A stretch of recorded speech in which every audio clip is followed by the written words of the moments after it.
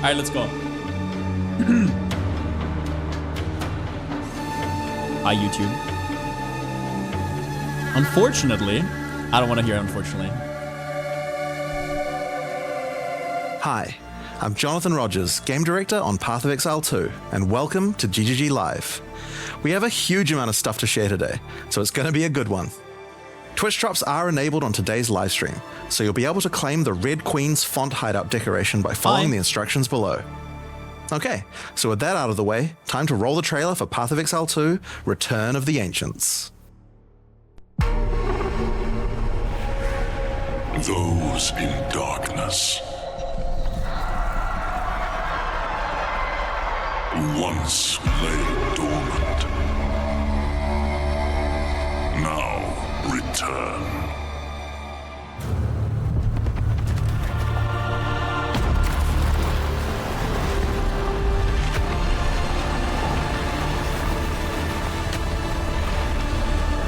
We who came before rise again. Behold, the first edict.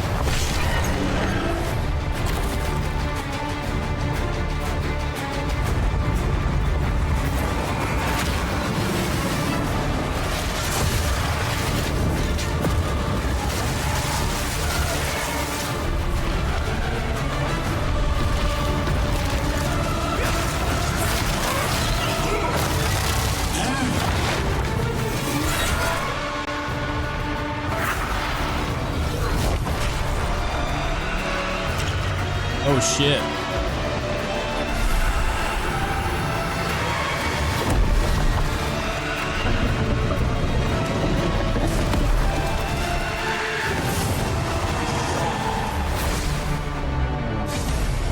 BGB.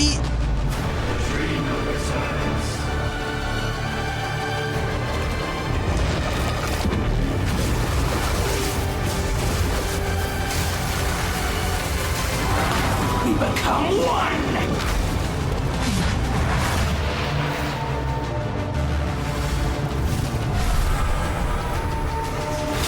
You are completely alone. Oh shit.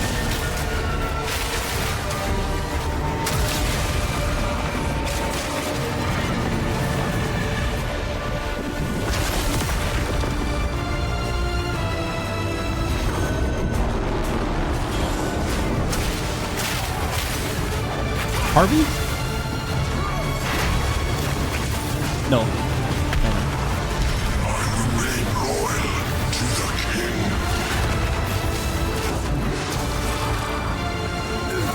Expedition.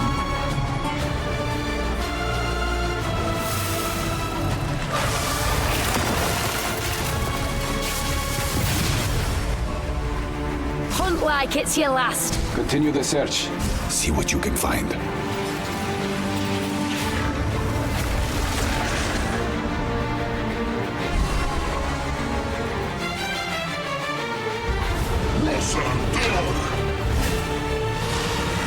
Now see how your story ends.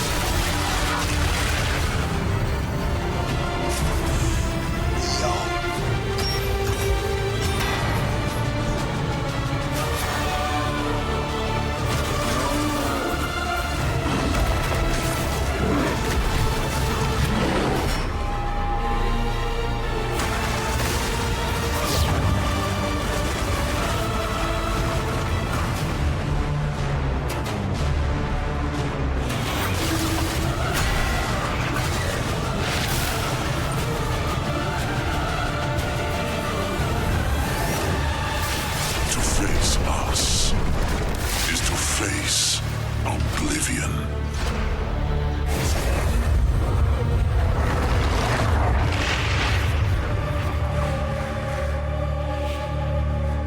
Fucking hell, dude. No new class, no swords. Yeah, but 2 new Ascendancies though. So as you can see, there's just so much going on in Return of the Ancients, it's hard for even us to keep track of it all. Now we promised that this one was going to revamp the endgame, and I'm very excited to talk about it. But first, we've got to talk about the League. So to do that, I'm going to hand things over to Mark. Hi, I'm Mark Roberts, Game Director on Path of Exile. Now, for those of you who are new to Path of Exile, each time we release an update, we also release a new league. Not only do we have a new economy, but we also introduce new content through the campaign, which gives you a fresh play experience right from the start of the game, as well as new mechanics, storylines, and in-game bosses. In the Runes of Aldur League, you will encounter a man being attacked by the undead in Clearfell. After saving him, he introduces himself as Pharaoh, a young blacksmith trying to bring back the ancient art of Ezomite runesmithing. He has been collating his discoveries in a tome and is keen to show you how runesmithing works. By inscribing symbols on these ancient Ezomite remnants, you can create all manner of old magics. Unfortunately, on doing so, the corpses of the nearby undead are revived and infused with some of the latent power, making for a difficult fight.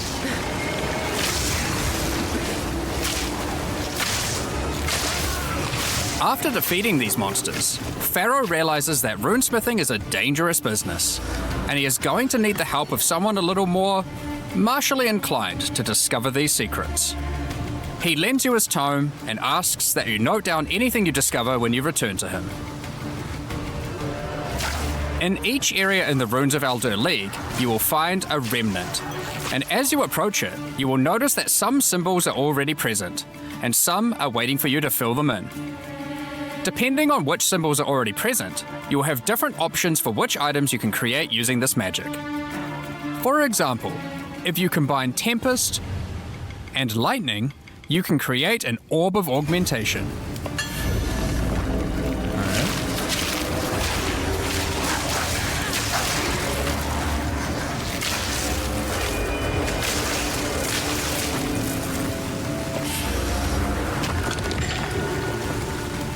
But be careful.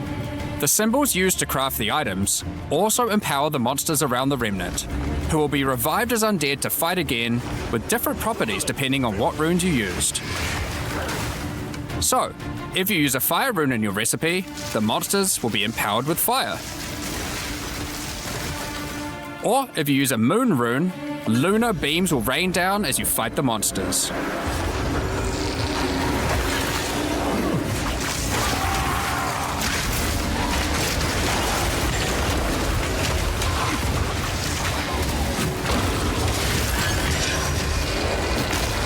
After the fight, break the remnant to receive the item you crafted. As you get higher level, you will start to find remnants with more slots for more runes, allowing you to craft rarer items. As the number of slots increases though, more waves of monsters will be added, with each wave being empowered by more and more of the runes.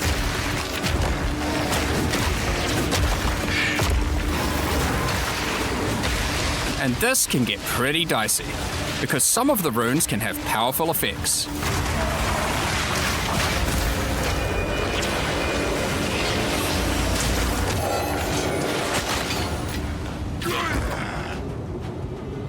Like the Oath rune, which will cause one monster to be nominated as a leader, spawning waves of minions.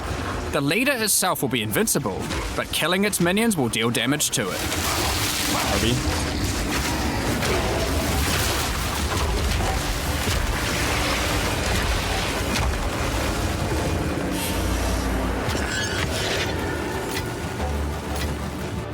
Some recipes can get pretty large, requiring 6, 7, or even 8 runes. But Jesus. don't worry, you won't have to remember them. Pharaoh's runecrafting book will record all the options, allowing you to simply pick which one you want to craft, given the existing runes that are already on the remnant. To expand your knowledge and to allow you to craft more items, Pharaoh has asked that you keep an eye out for signs of runic magic around Rayclost. He wants to document anything you find in order to rediscover the secrets of Ezomite runesmiths of old. The first of these can be found in Ogham, and reveals to you an ancient secret, buried deep underground. The runic magic which the Ezomites believe to be their own is actually of Kalguran origin.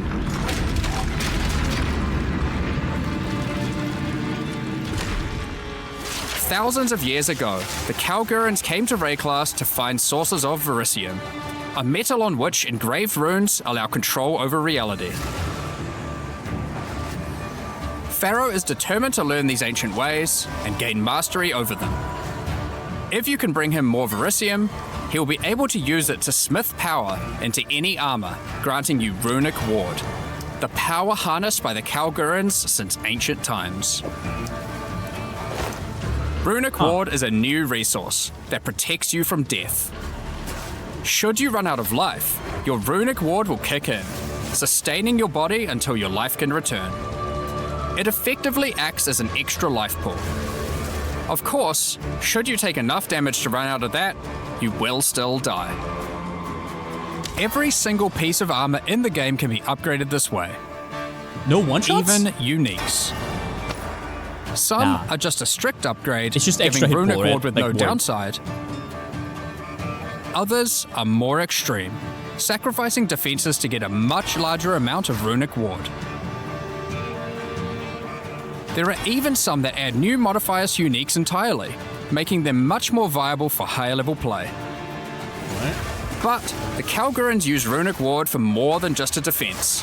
It can also be used to power many other magics. Instead of using gems created from corruption, the Kalgurans used runes of power and fueled them with Runic Ward. Many of the options available from Remnant crafting are new types of Kalguran skills that exclusively spend Runic Ward to wreak havoc. An example is Triskelion Cascade. Using it will cause your next spell to be triggered multiple times in a Triskelion pattern. You can use it with skills like Ice Nova that you cast from yourself, or with something you target at a distance, like Comet. There are also skills to modify existing effects using runic magic, like Frost Flame Nova. Using this skill on a pack of burning enemies will transform the Ignite into Frostfire, both burning them and building up freeze at the same time. You have basic buffs like Hollow Shell that guards all nearby allies, to more complicated mechanics like the Mark of Repulsion that creates a mark capable of pushing away all nearby enemies. Instead of spending mana, like skill gems do, all these skills cost Runic Ward, and unlike gems, they don't have a color. This means that they don't care about attribute requirements, or what kind of weapon you use. These skills are designed to be used on any class, and so often interact with mechanics that apply across many characters. By combining different runes together, the Kalgurans were able to support their runic abilities, and you can as well. There is also a set of runic supports that can be combined with regular skill gems in interesting ways. Concussive Runes allows you to add these concussive shockwaves to any skill that stuns, while Runic Infusion lets you spend ward to directly empower the damage on any skill. Now, there are other quests during the campaign too, that unlock even more interesting crafting methods. I think that was Buried flat deep in the damage. jungle in Act 3, you can find the Mystic Refuge, Flat fizz. containing even more secrets for Pharaoh to learn from. Using this knowledge, he gains the ability to reforge unique weapons. With this technique, many low-level unique weapons can be upgraded to do significantly more damage. Now, we've been able to take a bunch of uniques that had interesting modifiers, but were not in-game viable, and give them a bit of a boost to get there. And it's Okay. not just low-level uniques. All Kalguran uniques are able to be runeforged this way too, and they can do some pretty interesting things. Like Searle's Grit, a new unique, which when runeforged can get one of several different outcomes. Now, there is still so much more that you can craft with remnants. There are also 100 new runes, as well as many other new crafting currencies. This is the runes of Aldur after all, and some of these runes have quite powerful effects. For example, this elemental conversion rune will convert all the existing mods on a non-unique weapon from one element to another. Using it, you could combine a weapon with all three uniques elemental as well? damage mods into a single element. making a Onyx? weapon with massive amounts of cold damage. What? There is also a rune that lets you destroy your rune sockets to turn them into a dual socket on your item. And there are even crafting meta runes that can unlock new types of mods when used with regular crafting. For example, this rune of chronomancy will unlock a set of time-related mods to be crafted on your boots. Once placed inside, use regular crafting orbs to attempt to get new mods like cooldown speed or increased skill effectuation. Huh. You can also create a new type of currency called alloys. Using regular metals alloyed with verisium, new modifiers not normally available can be directly crafted onto your items. Using imbued alloy could improve your ailment damage, for example. There are honestly so many options here that Seventh unlock mod? all sorts of crazy crafting projects. So I think people will be experimenting with these for a long time. Once you get to King's March in Act 4, Pharaoh finally meets Danig, a real Kalguran runesmith. And riddled with excitement, he wants to learn how to merge modern Kalguran techniques with the ancient knowledge that he has found. From here on, Pharaoh joins in the Kalguran expeditions that Danig has been leading. With the ancient knowledge that Pharaoh brings to the table, the Kalguran expeditions that Danig has been going on will change significantly. For those of you who haven't played it, the Expedition League mechanic involves carefully placing explosives, uncovering the buried dead, and recovering verisium from them. By choosing where to place the explosives, you can choose which kind of challenges you would like to face, or rewards you would like to claim. But unlike before, expeditions now contain the remnants from runes of Aldur, allowing you to do some specific crafts along the way using the new League crafting mechanic. Oh, that's cool. One very important difference from the simple remnant encounters, though, is that the empowerments that the remnants grant apply to every monster down the explosive line for the rest of the encounter, stacking together.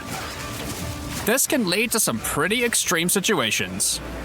If you stack too many remnants, you might be in for a fight beyond your abilities, but the rewards can be very worth it. Each mod on the monster is improving the items that they can drop. Once you get to the endgame, you will find that the Atlas has changed substantially. To the south, you will now find the coastline of Rayclast, with the ocean beyond. King's March has not fared well after the Cataclysm, and lays in ruins. Rog's shop has been destroyed, but he is much more concerned about his wife, Gwenyn. He would like to launch an expedition deep into the ocean to find her, and this begins a new major mechanic for expedition, exploring the ocean. Previously, a logbook was a single encounter. Now, using a logbook, you can send ships to explore an area of the ocean to the southeast, Okay. uncovering a range of islands to begin your search for Gwenyn. You can hop from island to island, doing many new encounters. There are islands with expeditions, grand expeditions,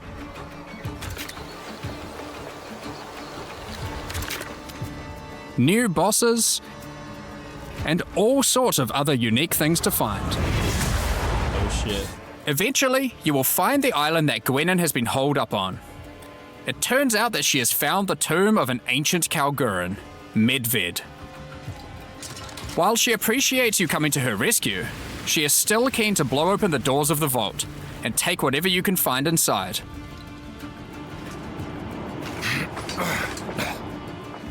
It's just a shame that Medved isn't as dead as you previously assumed.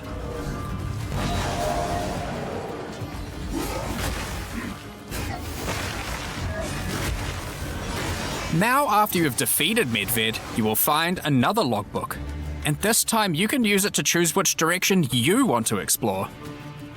The ocean is vast and contains a huge number of new islands to find. With each logbook, you can explore one sector and you can go as deep as you like. There are all sorts of interesting objects to uncover and dungeons to explore. Many of the islands have expeditions with totally new mechanics. So for example, Here is a volcanic island with voltaxic sulfite. Blowing up the sulfite will unleash extra waves of enemies. But there is also this wall with a suspicious light coming from behind it. On blowing it open, a giant ogre comes out, and he is determined to eat as much sulfite as possible. The more sulfite mounds that you have blown up, the more empowered and the more rewarding he will become.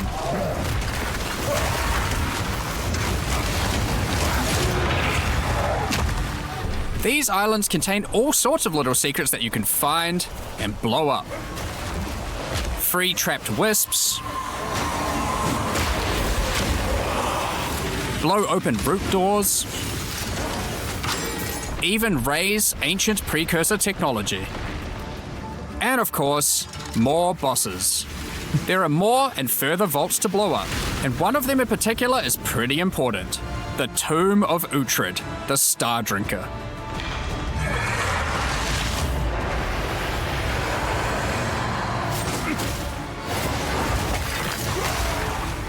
Uhtred was responsible for calling down the meteors of Elysium, which the Kalgurans used to power their ancient magic. And upon defeating him, he calls down a truly gigantic one into the ocean nearby. On visiting it, you find that it is shrouded by a strange energy emanating from the Verisium core of the meteor within. There is something growing in there, and it can't be anything good. In order to gain entry, Danik suggests that the Triskelion Flame, an ancient Kalguran artifact that can absorb and cancel the effects of Verisium magic, could be used to enter. But to find it, you will need to locate the Tomb of Olroth, leader of the Knights of the Sun. Defeat him and gain access to whatever eldritch nightmare is growing inside. Now, we're not going to spoil the boss, but one thing you should know is that the Verisium that makes up the core of the meteor is of a quality that has not been available for millennia. Okay. Bringing this to Pharaoh and Danik should allow them to forge some objects of power, the creation of which has been lost to time. So that's the League, and there is a lot going on. To sum all that up, there is a new encounter with over 30 new monster types and over 30 new rune modifiers to enhance them. You can create more than 100 new runes to craft your gear, as well as dozens of other new currency items. Ooh. And there are new quests added to the campaign to unlock even more new crafting options. Rune forging armors, upgrading uniques, dozens of new Kalguran skills and supports, tons of new islands to discover by exploring the ocean, 5 new bosses, including a new pinnacle boss, and a bunch of new uniques to top it off. Maybe that was a different one. But there is still a ton more to come. It's time to talk about the massive changes to the endgame. But for that, I'll hand it back to Jonathan. Now, as Mark hinted at before, the endgame atlas is very different now, and the ocean to the south is the least of the changes. The entire area around your starting location is now teeming with new questlines and things to discover. Will you investigate the strange forest to the west? The cracks in the earth to the east? Or perhaps visit the ruins of a Val city in the north? The atlas now has fixed points of interest at specific locations, giving you specific objectives that are easy to find. Okay. Like before though, no matter which objective you choose, going to towers to see what's out there is always a good idea. The first time you do that though, something new happens. The earth shakes, and a gigantic fortress rises from the earth. A remnant of the ancient precursor civilization.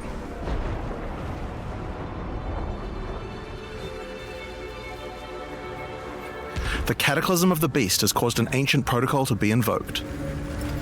Should corruption ever take hold to this degree, the world must be scoured and purged of corruption. Dude, this guy looks so insane. You'll need to make your way into the fortress and activate the gates. Gain the keys to reach these ancient precursor weapons, and disarm them. But this will be no easy task. The fortress has many areas to explore and many new things to find. You will power up ancient machines, fight new and deadly foes, discover many new areas, So many boss and uncover spoilers. some dark secrets. Now, the Fortress is the first of the new full endgame storylines that we're adding in 050, and there's a lot going on with it. But not only that, it has some pretty cool new mechanics as well. The areas inside the Fortress are special. Many of them have new mechanics or rewards that they grant. Like this map, where all the rares are contained in essence crystals. Damn. Or this one, which replaces all monster packs in the area with strongboxes. Or this one, which spawns an Ascendancy spirit that always moves on from a rare after you kill it, allowing you to chase it through the entire map.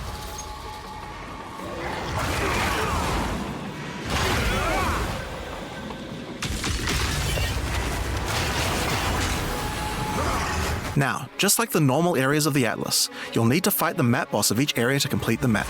But unlike a normal map, the ones in the Fortress each contain precursor nodes after the boss, and activating these nodes will give you points for the new and improved Atlas passive tree. Let's see it.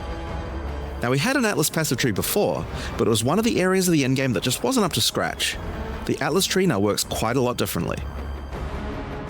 We have significantly upgraded the kind of mechanics that you can find on the Atlas tree. Like this one, that gives a chance to make rogue exiles you fight retreat from combat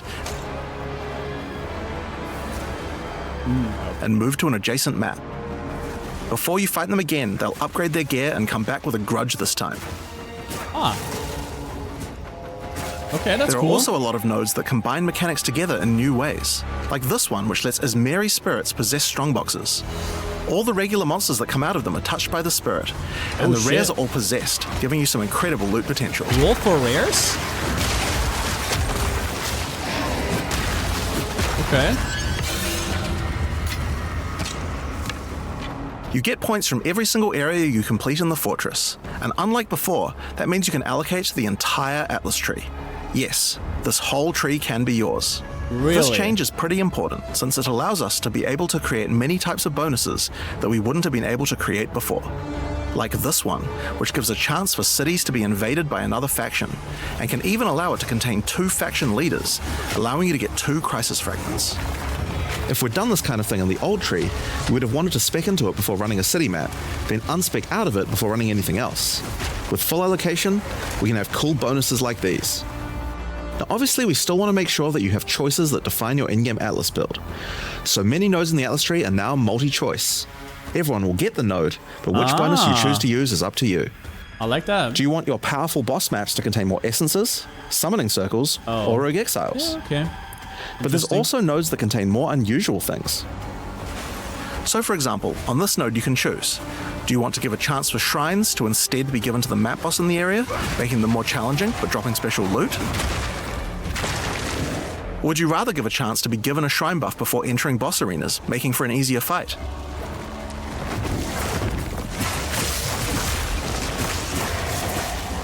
Now, I could probably nerd out about cool stuff in the tree all day, but we should probably get back to the Fortress. Now, one of the really important things we wanted to do was make it so that all the boss fights in the endgame are now accessible with a quest line. That means that to fight the Arbiter of Ash for the first time, you don't need to get lucky by finding keys. They will be in fixed locations and there's a quest to get them. Okay. But the Arbiter of Ash is no longer the pinnacle of Path of Exile 2. For that, you'll need to travel into the very center of the Fortress. An incredible challenge awaits you should you choose to go there. After the storyline, you still unlock keys for pinnacle bosses in the usual way, exploring the world and finding the keys required to get to them. But we have added a lot more interesting things to find out there as well. There are now all sorts of mechanics that can spawn on maps in the wilderness. For example, some maps might spawn as a rogue exile hunting ground, containing multiple rogue exiles who are there to hunt rare beasts. You might come upon them in the middle of a fight and be able to take out both of them. Or a map of champions that makes all the natural inhabitants of the area into magic monsters. Damn. Or this one that causes all shrines in the area to release as merry spirits when used. Once you have explored and found your keys, you can return to fight the Pinnacle in the Fortress again. But this version of him will be harder. And not only that, you will have new unique rewards as well. Each time you fight him, you get the ability to activate one section of the fortress, and any maps that you didn't finish there will be automatically completed, giving you all the Atlas points. So if you're the type of player who doesn't want to explore the fortress, and instead just race out into the infinite Atlas, you still have a way to get all those points. So that's the Origins of Divinity storyline. It's a huge amount of new content with a ton of new areas, 5 new bosses, including a pinnacle, with a bunch of new unique items. But not only that, it also completely revamps the Atlas tree, and includes a ton of new map mechanics that you can find both inside and outside the fortress. But this is just one of the new storylines. So let's talk about the next one now, Masters of the Atlas. Now earlier we talked about how the multi-choice nodes in the tree allow you to still have an in-game Atlas build, but we didn't think that was quite enough. You have an Ascendancy class for your passive tree, why not an Ascendancy class for your Atlas tree? Well, that's where the Masters of the Atlas come in. Oh shit. Throughout Rayclast are many opportunities for those with the skills to find them. Atlas Masters are willing to train you in these skills if you're able to help them in return. One such master is Jado, a member of the Order of the Jinn, an organization that secures powerful artifacts to prevent them from falling into the wrong hands. Jado will send you on missions to investigate strange occurrences on the Atlas and recover the artifacts causing them. And for each one you recover, he will gain more trust in you and teach you more ways of the Order of the Jinn. At level 1, you could choose to massively increase the chance for rare and unique chests, or make it so that all map bosses drop an additional unique item. Oh shit. Or make corrupted waystones have an additional modifier, but at the cost of making them send you to a totally unknown location. Oh, interesting. Never mind. Each mission you complete for Jado will unlock another row of abilities and give you another point to allocate, letting you choose how you want to specialize. But there are other masters too. For example, Hilda. Hilda is a member of a guild of monster hunters. She will send you on missions to assassinate specific deadly creatures around Rayclast and harvest their parts.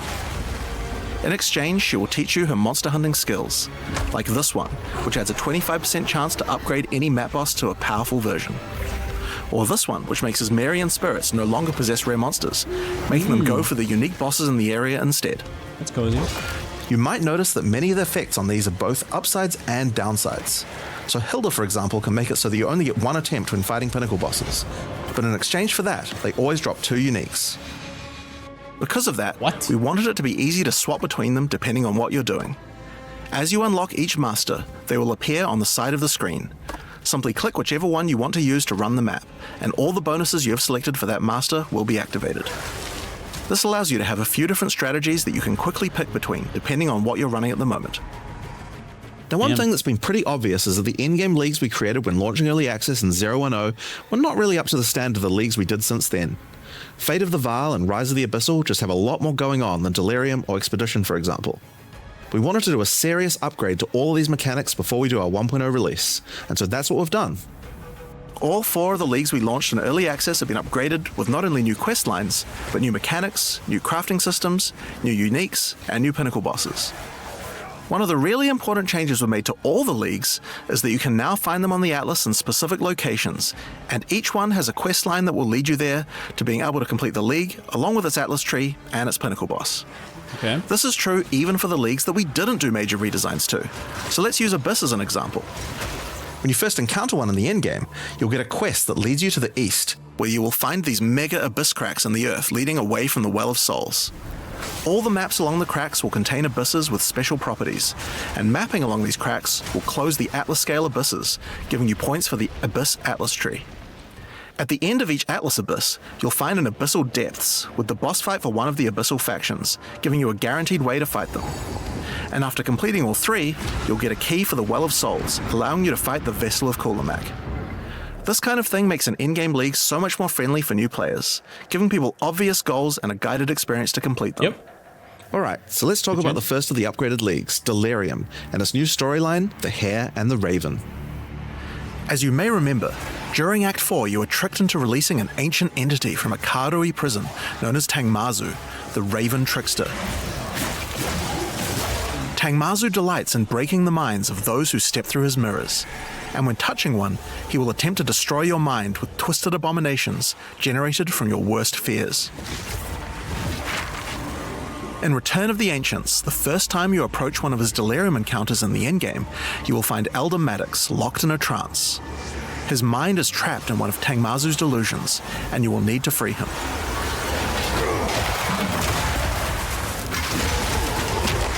Once free, Aldur Maddox demands that as you caused this problem, you should put it right. He asks you to travel west to the Withered Willow, the location he believes that Tangmazu first gained his powers. But be careful. As you travel there, the Raven Trickster will attempt to break your mind. Each map around the Withered Willow features Delirium encounters. Now this is more than a simple quest upgrade. The mechanic of Delirium has been overhauled and expanded. At the bottom of the screen, there is now a bar that indicates how deep into Delirium you are. You can see which direction leads deeper by looking at the fog, and the deeper you go, the more challenges you will face. By looking at the bar, you can see how long you have until the Delirium ends. And you can also see special encounters that you will face if you're able to go deep enough into the fog. At the end of the bar is always the boss of the map, but we now have a variety of other encounters that you might find as you explore the horrors of your own mind. For example, you might encounter a purple mirror shard that when shattered will cause all the enemies to become more nightmarish.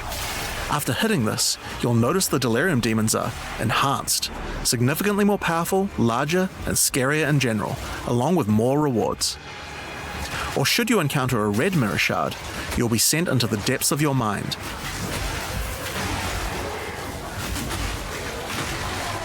And must escape it while fighting off hordes of your worst fears. Oh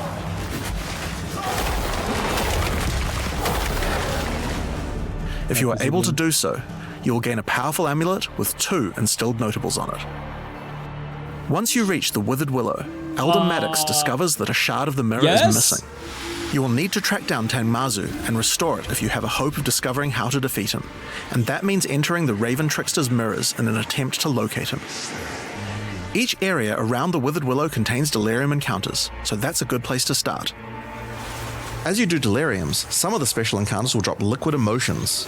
Normally these emotions can be used to install amulets to add notable passive buffs to them, but in Return of the Ancients, emotions have a new function as well.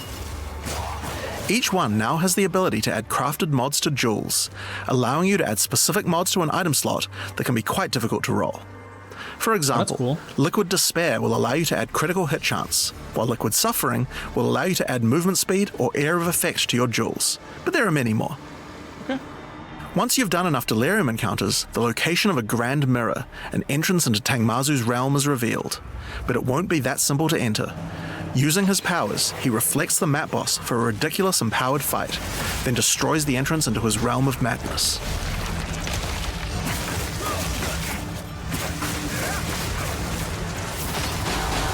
In order to find him now, you'll need to let the insanity fully into your mind. A strange fruit is left behind which you can consume to fully embrace the madness in an attempt to reach the Raven Trickster's realm. Consuming the fruit will cover an entire area of the Atlas in fog, and every map you do in the fog will get progressively harder and harder as you explore the deeper reaches of your mind. At some point you enter a new layer. A simulacrum of your memories, twisted and perverted by the Raven Trickster. Should you be able to complete the simulacrum, Tangmazu will believe that you are worthy of a true challenge, and will let you take the remaining shard of his mirror, allowing you to enter his realm of madness back at the Withered Willow. If you dare to face him, it will be a fearsome challenge.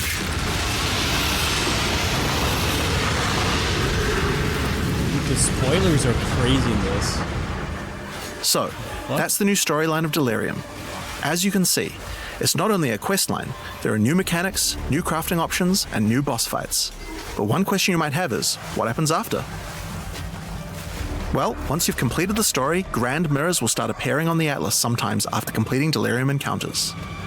After doing the Grand Mirror, you can select where on the Atlas you want to do your fruit-induced drug trip and get another key to fight Tangmazu.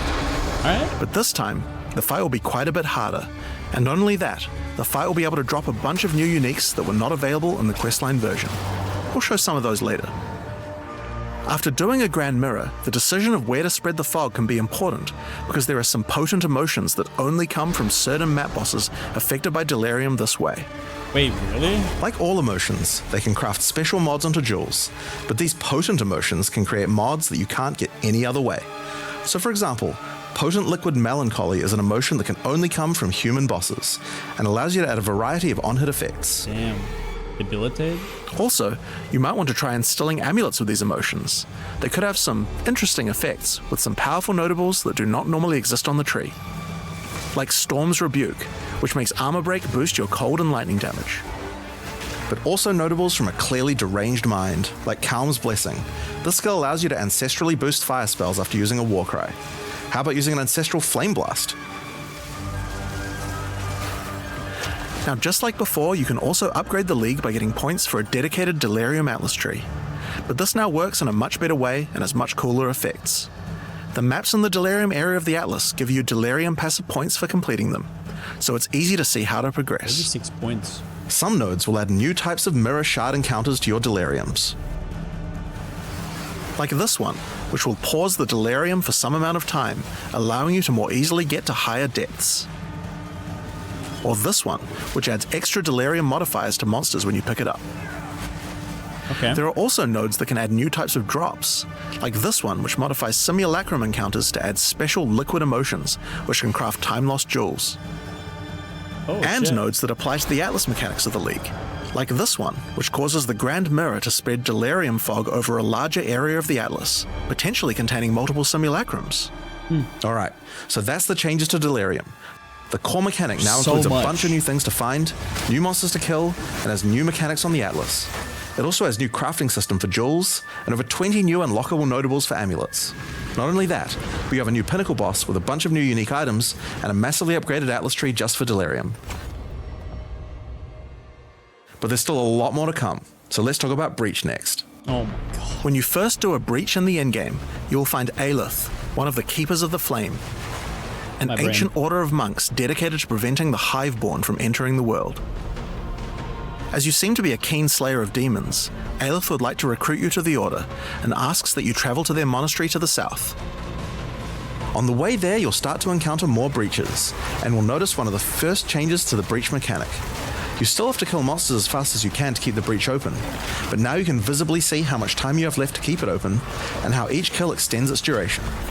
QE1? Once you've reached the monastery, you will learn more about the Keepers. Yeah. In the 25 years since the events of Keepers of the Flame in Path of Exile 1, the war with the Hiveborn has not gone well, and they have managed to establish a foothold in the world nearby. A gigantic area has fallen to the Scourge, and the Keepers are unable to get inside. Inside the monastery is the Genesis Tree, a powerful asset to the war effort, stolen from the enemy and gifted to the Keepers by the Dreamer himself. Using the tree, Aelith Let's see could what create the a tree breach does. stone and penetrate the Hiveborn foothold, but without Hiveblood, the tree has withered. To get Hiveblood, you will need to take advantage of another new mechanic of breach. If you can keep the otherworldly portal open for long enough, the breach will stabilize and will enter a new phase. The Hiveborn will send their toughest miscreations to defeat you, and the breach will not close until you can annihilate them, dropping Hiveblood that you can use to restore the Genesis Tree.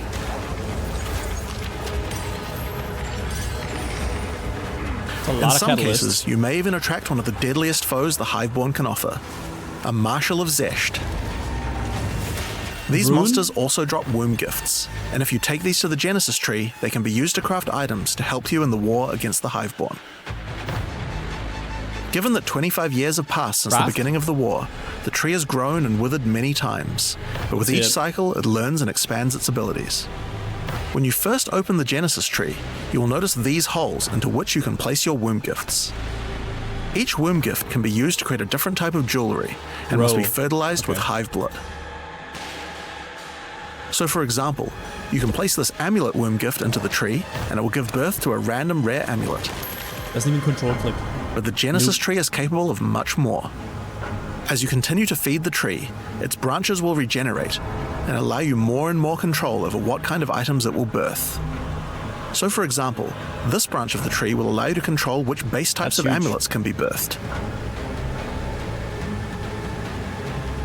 It actually lets you pick the base. And as you go deeper, it will even allow you to create new base types that you can't get anywhere else. Okay, I'm in. Never mind. I'm in. I'm in. Like this one, which gives you an entire spirit skill for free. What? Or this one, which has a rune socket in it. That was 100 spirit. That was To eternal the rage. left and right are branches that will let you control which mods the amulet can get, including making sure that they're higher level, or controlling which specific mods that they will always have. Always. With 15 points to allocate, you will have to choose wisely how you want to specialize your crafts. But it's worth noting that this tree doesn't have any cost to respecking it. You can enable or disable the nodes at any time by clicking on them. Okay. On rings, we've also added some really interesting new crafting options as well. You have a bunch of new base types like these, but you also have entire new classes of mods that can be added. The right-hand branch of the ring tree adds an entire new set of caster mods to rings. From basics like extra elemental damage for spells, or more niche options like this mod that increases the rate you gain seals for Unleash.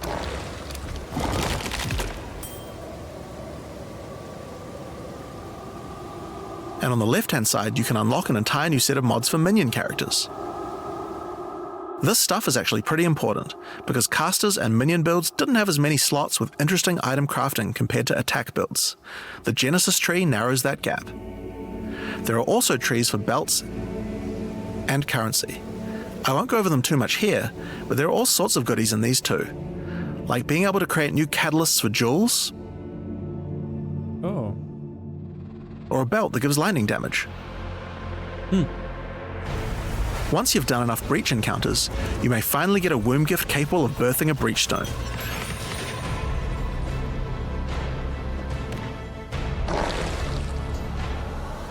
And you can then use it on the Hiveborn incursion.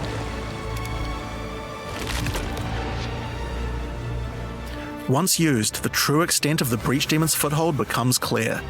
They have not only transformed the land, but constructed huge sky hives as well. When you enter the outskirts of their realm, you will discover breach hives. Using the power of the Keepers of the Flame, these otherworldly structures can be burned away when walking through them. But for each one destroyed, more of the Hiveborn will attack when you attempt to purge the hive.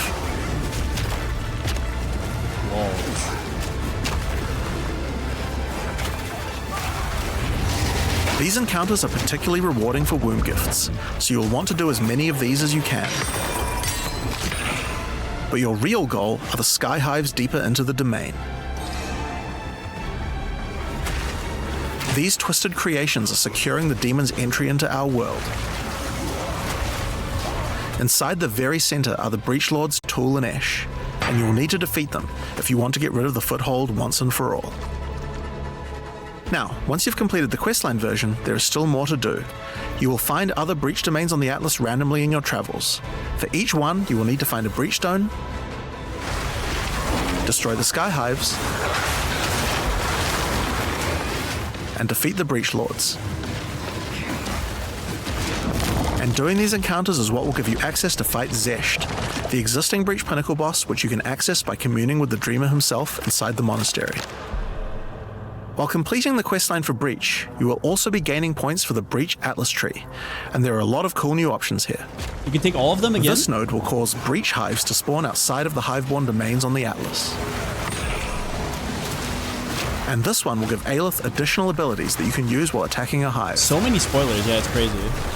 Like this one, which causes all Hiveborn in the next wave to be magic, drastically increasing their difficulty in exchange for way more items. There are also nodes that allow you to control your rewards, like this one, which adds a set of new lineage supports to the Marshal of Zesht. Or this one, which lets you control which womb gifts you will get. There's also some nodes that affect the Genesis tree, like this one, which will cause Zesht to drop his head, which when returned to the Genesis tree will grow a grasping orchid on the side of it. You'll have to experiment to find out what this thing is good for. Putting rings on its fingers seems to make it happy. Okay, dude. Oh my god. So that's a rundown of what you can expect from the new Breach questline. Okay, dude. There's a new stabilization mechanic for breaches, hive encounters, Okay, dude. and Hiveborn incursions on the Atlas. But you also have a huge new crafting system and new bosses as well. Alright, so let's talk about the Rite of the Nameless storyline next. When you first complete a ritual in the endgame, Aoife, a lost spirit, will appear. She appears to need your help, but isn't able to communicate more than a few words, beckoning you to come to the Wildwood. Like the other leagues, Ritual now has a place on the Atlas to call home. The Wildwood could be found to the west. When you first arrive there, Aoife's spirit will guide you in, where you will discover that inside the Wildwood, spirits can take physical form. Aoife has been bound to this place by the King in the Mists, and requests that you free her, but in order to do so, you will need her body currently in possession of the King. To reclaim it, you will need to gain an audience with him. Inside the Wildwood, there are many ritual encounters to complete. Like before, in each area, triggering rituals will resurrect the nearby bound monsters to attack you, and killing the monsters will give you tribute. In addition, each ritual you do in the area will add the monsters from the previous ritual, making the encounters much more challenging the more rituals you complete. Once you've completed them, spend your tribute to get items. Bro. Now, an important change to the rewards of Ritual is that Take the all the palm. items in the reward window are now uniques or omens, making this league's rewards much more valuable than before.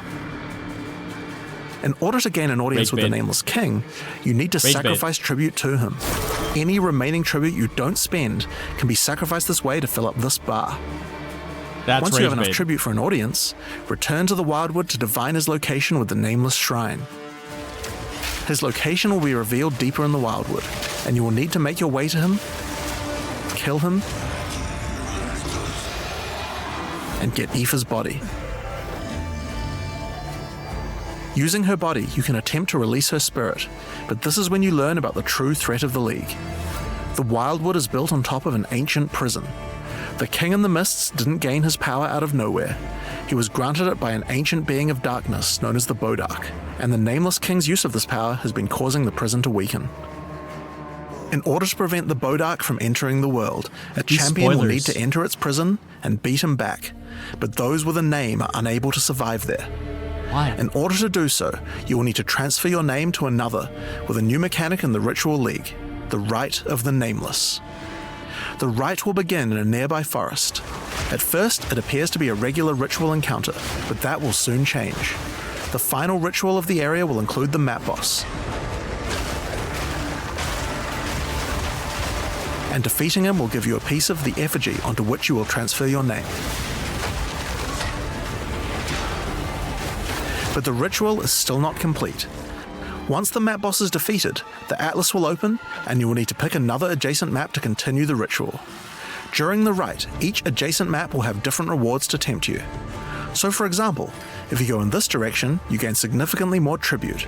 But if you go in this direction, the uniques in the reward window will turn into currency instead. You can also sometimes get offered specific items that will be added as rewards. Mage blood! So in this case, you'll have to choose if you want to get 5 Chaos Orbs or a Mage Okay. Blood. A difficult decision, I'm sure.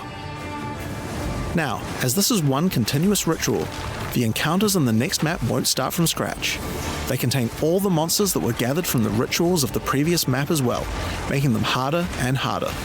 And that includes the map boss too. You will need to defeat both map bosses in the final encounter for your next effigy piece. Dude. And it still doesn't end there. Pick another map, another reward, and add another map boss to continue until the ritual of the Nameless is complete. It will take 5 maps in all, and will be an incredible challenge. What if you die? But once just complete, lose? you can return to the Wildwood to perform the final rite. Transfer your name to the effigy, adorn the crown of the Nameless King, and enter the prison. Are you gonna run 0 mod maps? Now, of course, once the Pinnacle boss is complete, the League doesn't end there. As you do rituals on the Atlas, you can continue to give tribute to the King in the Mists for another audience.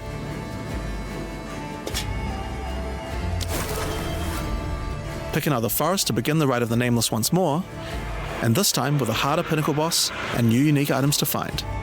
Of course, we've also significantly upgraded the Ritual Atlas tree. Get points by completing maps in the Wildwood, and you'll be able to unlock some pretty cool nodes. Some of them affect the Rite of the Nameless, like this one, which extends its duration. You thought fighting 5 map bosses at once was hard? How about 6? Or this one, which makes maps during the Rite have more reward mods, often having 2. You also have nodes that allow things to combine with other content, like this one, which gives a chance for rituals to be created inside summoning circles, adding a random boss to the ritual encounter.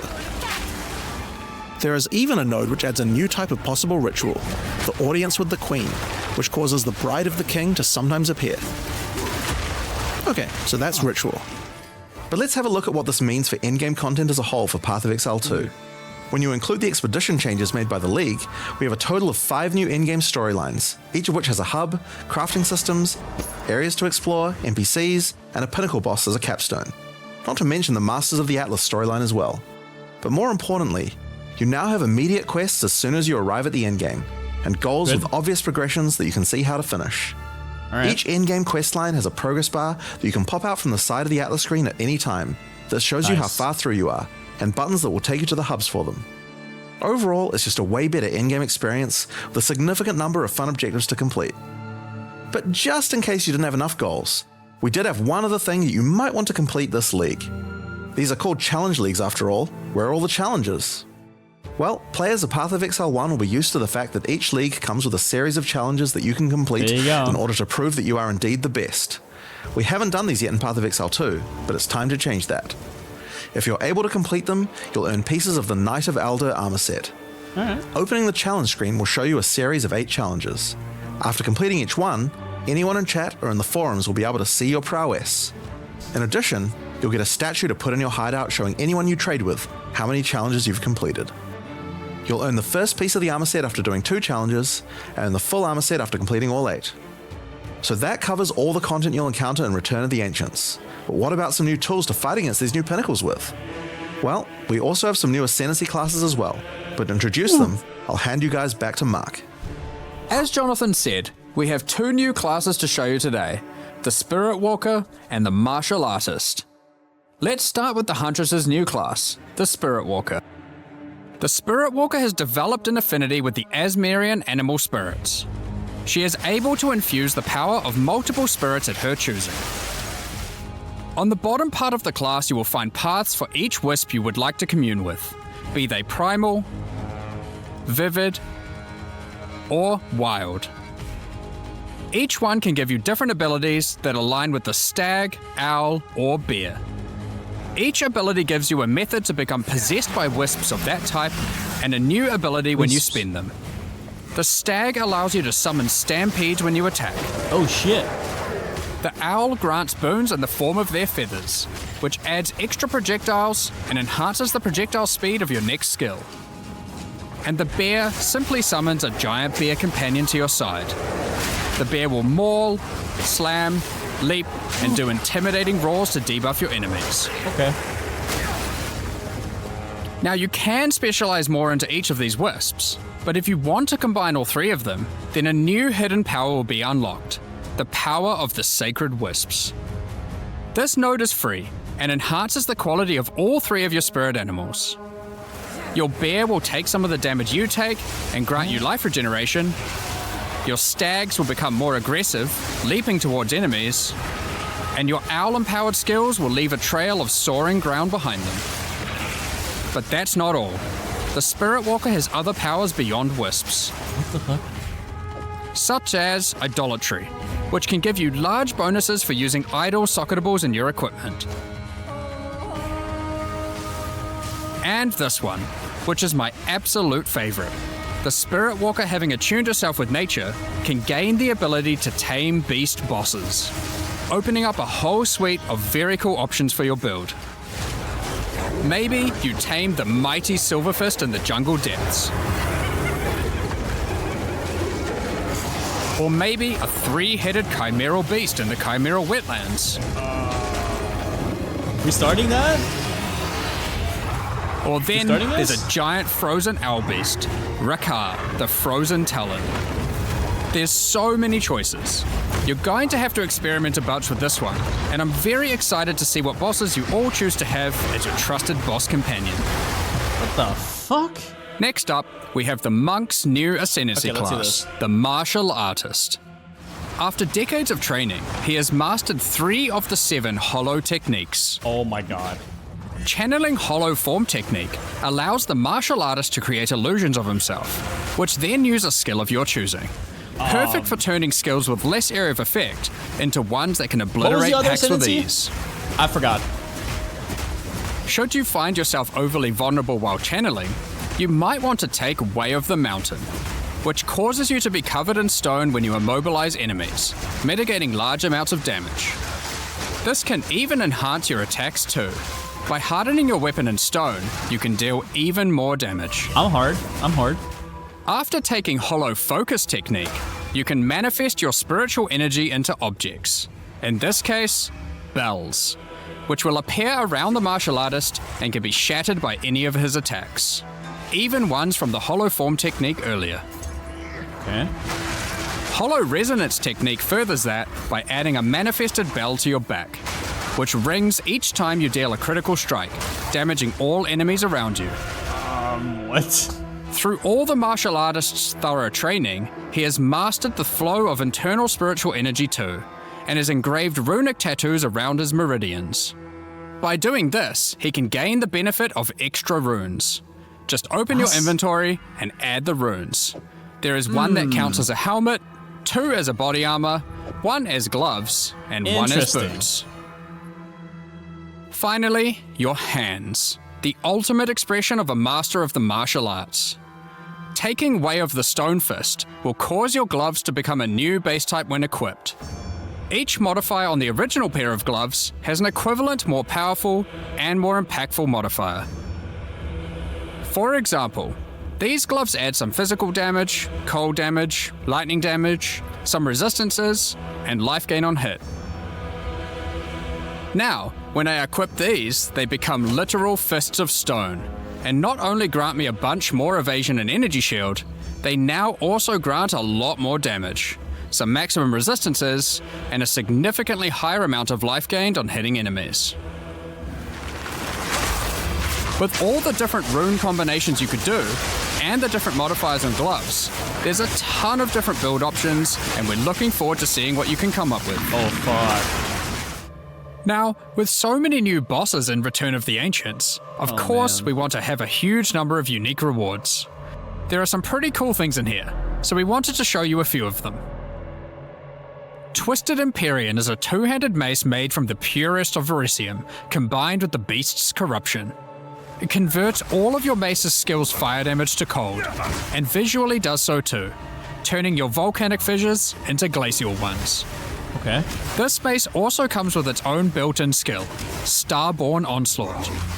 Using Glory, you can leap backwards, throwing your mace at the ground, creating Verisium fissures, before calling behind it a storm of cold metallic bolts from the stratosphere. Jesus. Next, we have Eventide Petals, an amulet that not only grants runic ward, but also comes with its own reservation skill, Midnight Zenith. This skill causes your critical hits to grant Arctic petals that hover around you. Once you have acquired enough of these petals, they will be consumed, creating a floral ice crystal near an enemy. Then, destroy that crystal to do devastating cold damage to everything around it. Okay. The Raven's Flock is a staff perfect for minion characters. Not only does it grant spirit reservation efficiency and minion damage, it also allows your minions to inflict grueling madness on hit, slowing enemies and making all other slows on them more powerful, for maximum crowd control. That's not where this item shines though. It grants a skill called Spiraling Conspiracy. This skill causes a flock of ravens to circle you, RF? dealing damage over time to anything near them. Killing enemies, or just by standing near unique enemies, causes the flock to grow, getting larger dude. and larger. For your PoE 1 players, you can think of this just like a Raven Righteous Fire. That's not all, however. These ravens are also minions, so they fully scale with minion damage and come with their own command skill, Mad Flight. This command skill causes your flock to create a tunnel of deathly damage between a set of illusory mirrors, obliterating anything in between. Jesus. Horror's Flight is a pair of gloves instilled with the purest of fear. Equipping these causes your enemies to become terrified of you. These gloves cause you to gain stacks of fear incarnate when you cull enemies. To aid in your culling, these gloves also come with the skill Crushing Fear. This is similar to the monk skill Killing Palm, except it deals chaos damage, and the amount of damage and area of effect scales drastically based on the power of the enemy. As you use this, gain your stacks of Fear Incarnate, which increases your culling threshold, meaning enemies become easier and easier to cull, even to the point of being able to instantly kill some monsters from full life. Sylvan's Effigy is a scepter for those wanting to run companions. It allows you to have any number of companions of different types, instead of the normal restriction of just one per type. What the fuck? But what makes this cool is the Asmerian Wolf companion it comes with. This is a persistent minion that bites foes to maim them, leaps to cause bleeding, and even howls to buff nearby allies. Additionally, it comes with the command skill Eternal Hunt, which when used it will howl, calling on the spirits to manifest spectral wolves to ambush all foes around you. Liminal Coil is a crazy wand. It allows you to apply as many curses as you please, but those curses will have no effect. What's the point then? 2 reasons. Firstly, your spells gain a bunch of extra physical and chaos damage for each curse on enemies. Secondly is the skill it grants called Coiling Bolts. This skill is a projectile spell that fires coiling physical and chaos projectiles with every cast. What makes this skill truly special though, is that it will split and chain through every cursed enemy, causing an absolute ruckus. See for yourself. Periphery is a unique bow, which utilizes all the powers of the Asmerian spirits by dealing damage of all elements. Yeah. And all elements can cause all ailments. Okay. The coolest thing about this bow, however, is the Asmerian Swarm skill. These are minions that are summoned when you kill enemies. They will pursue all nearby enemies, damaging them and inflicting a debuff on them that boosts your elemental damage even further. Okay. Watch as you mow enemies down, and the swarms of Asmerian wisps aid you, melting enemies one screen at a time.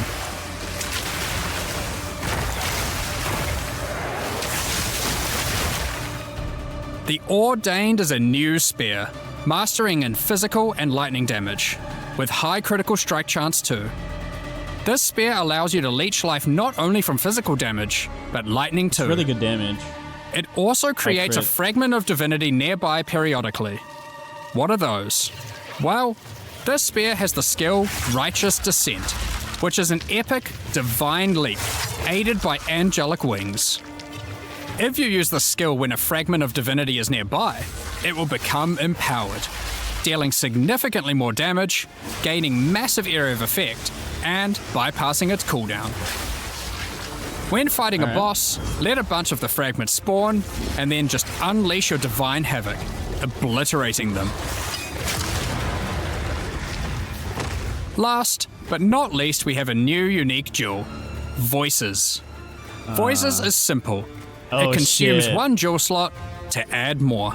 Oh, God. There are versions that add 2 jewel slots, 3 jewel slots, and for those who are absurdly lucky or rich, one with 4 jewel slots. Equip it and notice the slots appear next to your character's portrait in the center. One of the things we are concerned about is how long it takes for 50 experienced mirrors. players to replay through the game in each new league. As we learned from Path of Exile 1, one of the things that can really help is having elements in the campaign that tell you where to go, if you know what to look for. We'll cover just one example per act for Acts 1 to 3, but there are many more than just these. For example, Hunting Grounds in Act 1 is a large, sparse area, containing multiple entrances and landmark encounters.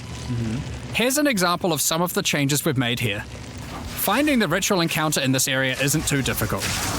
Now after completing it, a trail of locusts will lead to the entrance to Freythorn. Just follow it and find the source of the evil. Nice. You may also find corpses of dead animals, killed and pecked at by the crowbell. You'll notice a trail of blood leading away from them. Follow the trail and it will lead directly to the boss. Okay. We even put a signpost on the road to tell you which way to go to find Ogham Village. In Act 2, in the Mastodon Badlands, you need to find the Lightless Caverns and track down the Abyssal. Now to make this quicker, in the level you'll find these cracks. Just follow them, and it will take you right to their lair, allowing you to find and unlock the Well of Souls. Cool. In Act 3, the jungle areas have camps of explorers to sell you items.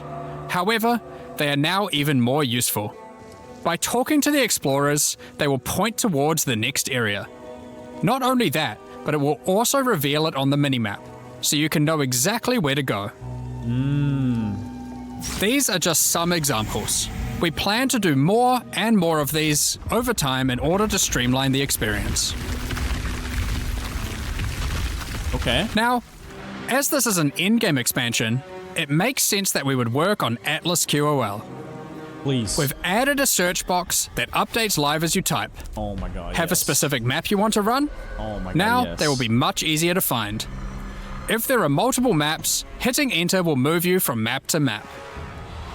Now, Oh, man. making a character build in Path of Exile 2 can be pretty complex. And instead of designing a build yourself, It's about to many be. players enjoy following online build guides. We have a pretty awesome community that has built many tools over the years for designing builds, but we wanted to improve the experience of following them. So, we are introducing a new build guide system directly into the game client. Here's how it works. Community creators who write build guides can now create a new file format, a build file. Once downloaded, the builds appear in the in-game client, and selecting one will show you everything you need to know to make that build.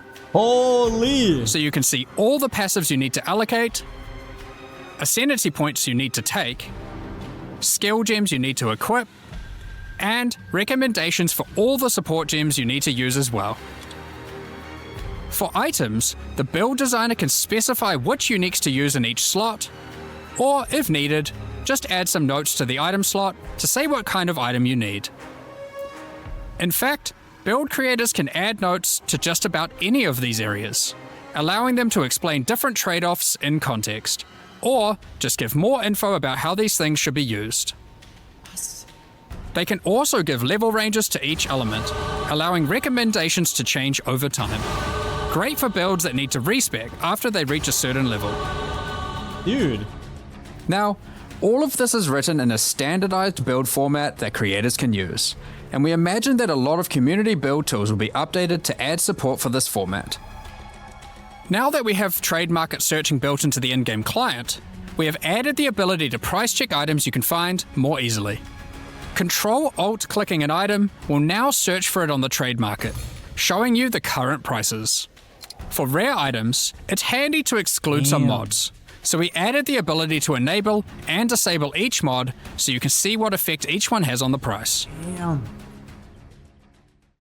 Next up, we're going to be talking about the new supporter packs for Return of the Ancients.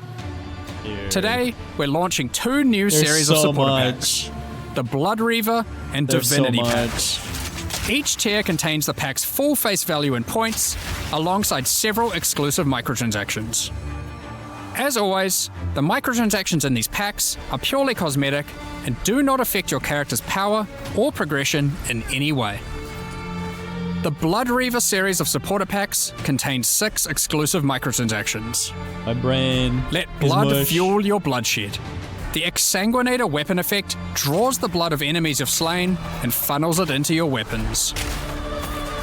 Turn the appearance of your endurance, frenzy, and power charges into orbiting globules of blood with the Blood Reaver charges. Ew. While your charges are active, these blood orbs will grow in size when you absorb more blood from nearby enemies. There are options to have pure blood charges, or charges that still display which kind of charge they are at their core. A taste for blood doesn't negate a taste for style. The Elite Blood Reaver armor features crimson leathers and golden accents to set yourself apart from uncivilized Looks leeches. good. Not my kind It of thing. also features a back attachment, fashioned out of the wing of a colossal bat. Alongside every Blood Reaver is their trusted gargoyle pet. In true gargoyle fashion, they take really the form good. of a stone statue when you are idle, leaping into action when you're on the move again. That's cool. That pet What looks good really cool. is immortality if you don't have a vast mansion to come home to at the end of the day? The Eternal Blood Reaver supporter pack contains the Blood Reaver Manor Hideout. This exquisite 2-story estate features an organ, a grand dining table, and cages for your visitors. You can alter the walls to create as many or few rooms as you like. Nice. Last but not least, the Servant of the Manor, eternally bound to the Order of the Blood Reavers. This henchman will manage your store, so you can spend more time spilling blood. Stop that. We won't disappoint you. But if we do, That's you, have Chad. permission That's to you. meet us most violently. The Divinity Pack series also contains 6 exclusive microtransactions.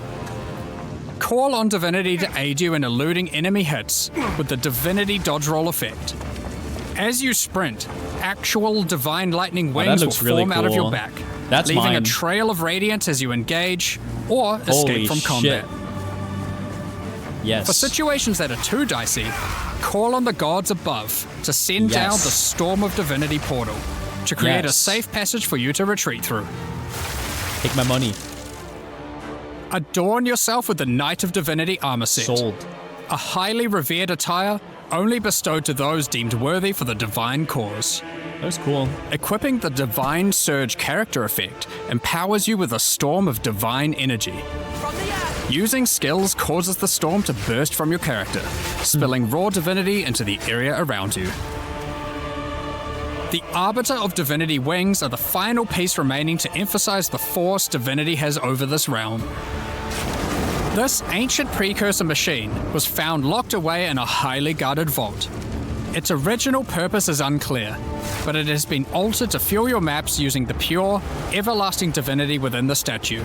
Nice. The pillars surrounding represent how many portals you have left for your map. Oh, it's a one portal one. This nice. map device also tracks your progress as you complete the new Origins of Nice. Divinity storyline, added this expansion.